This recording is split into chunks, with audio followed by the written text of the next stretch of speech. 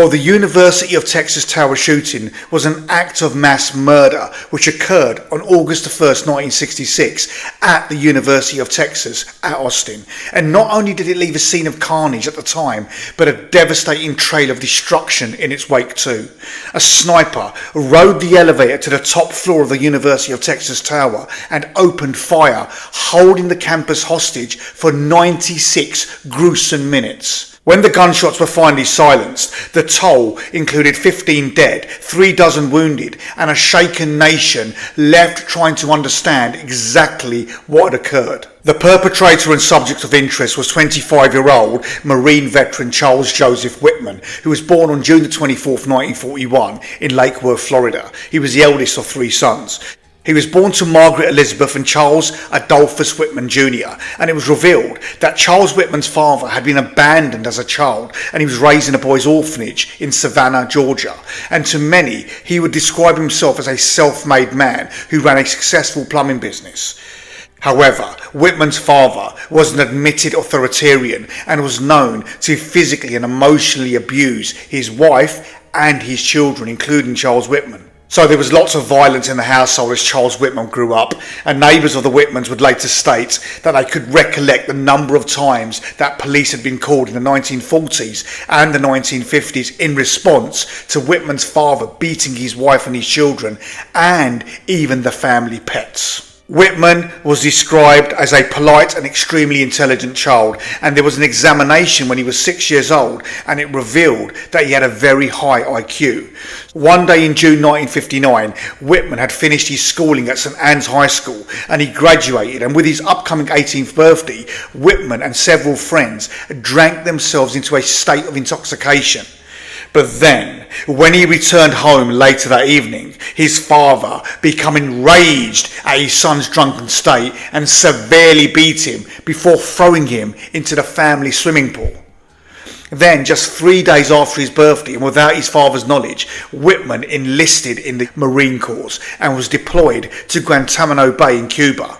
Now, Whitman's initial military service was exemplary and he earned a sharpshooter's badge and the Marine Corps Expeditionary Medal whilst he was stationed in Cuba. Then in the events leading up to the Texas University Massacre, and just 2 years later in September 1961, Whitman enrolled at the University of Texas where he studied mechanical engineering via a scholarship approved and funded by the Naval Enlisted Science Education Program. It was here one day that Whitman made a comment to a fellow classmate and acquaintance, Francis Shook Jr., where he saw Whitman stood at the window of his dormitory room staring at the UT Tower before remarking, "A person could stand off an army from the top of it before they got to him." A very strange comment to make. Then on August 17, 1962, Whitman married Kathleen Frances Lessener, a teaching student whom he had met at the university 6 months previously, and in further events he was ordered to return to active duty in February 1963, being stationed in Camp Lejeune to serve the remainder of his enlistment. He was then honourably discharged from the Marines in December 1964 and returned to Austin, where in March 1965 he enrolled in an architectural engineering program at the University of Texas. Then it was in early March 1966 when Whitman's mother announced her decision to divorce her husband after over 25 years of marriage because of his continued physical and emotional abuse.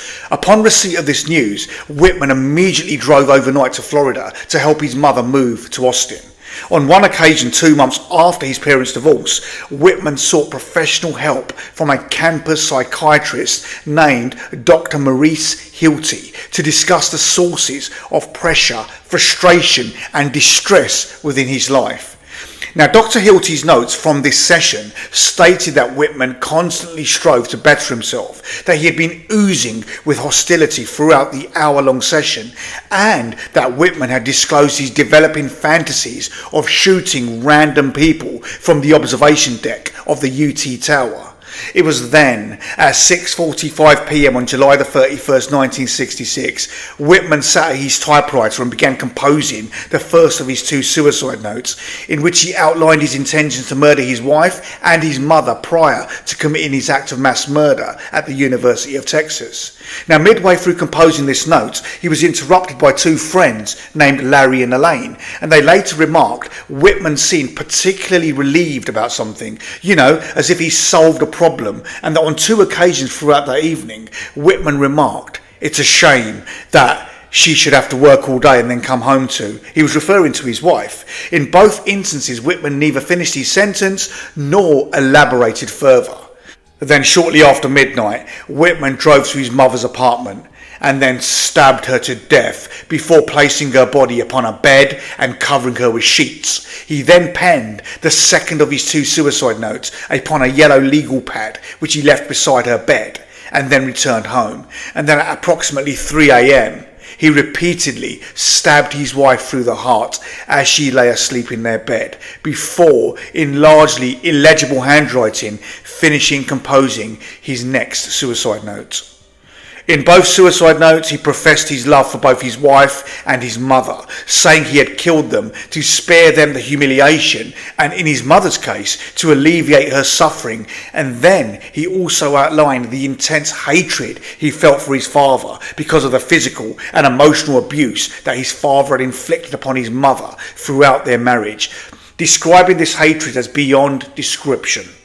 Then it was later that morning when Whitman rented a truck. He then drove to a hardware store where he purchased a .30 caliber Universal M1 carbine, 2 additional ammunition magazines, and 8 boxes of ammunition, telling the cashier he planned to travel to Florida to hunt wild hogs. 30 minutes later, he purchased 4 more carbine magazines, 6 additional boxes of ammunition, and a can of cleaning solvent from Chuck's gun store, before purchasing a 12-gauge semi-automatic shotgun from a nearby Sears store. Whitman then returned home, where he sawed off the butt and the barrel of the shotgun in his garage.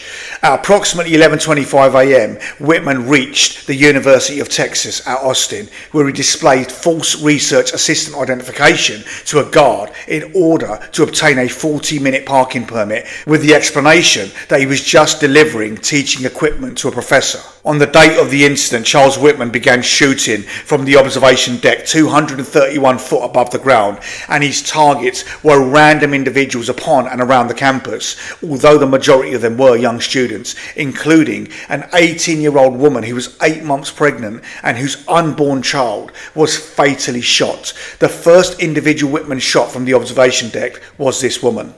Several of those killed or injured were shot on or near a section of Guadalupe Street known as the Drag, which is home to coffee shops, bookstores and other locations popular with students, and it was also located to the west of the main building.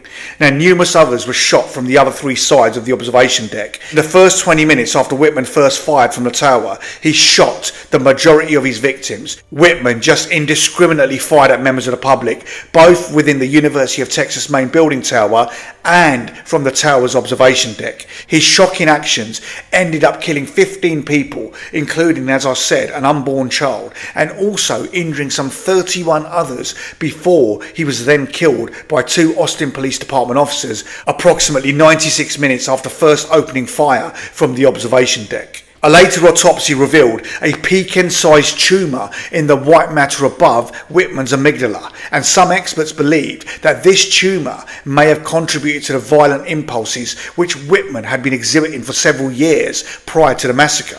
At the time, the University of Texas Tower shooting was the deadliest mass shooting by one gunman in US history, and in subsequent years it has been surpassed by other similar and notorious massacres.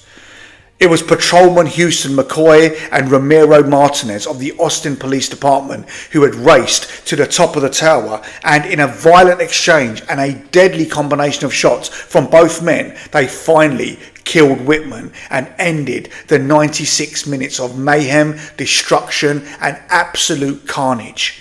The murderer was slain and lay there still as the aftermath of his killing spree shocked and devastated a nation in mourning. This was a deplorable mass murder and was one that will linger in the minds as Whitman just snapped one day and destroyed the lives of so many people close to him and other innocent members of the public. This was just brutal and just so devastating. Hey guys, thanks for watching, and I do hope you catch me for the next story. Cheers, as always.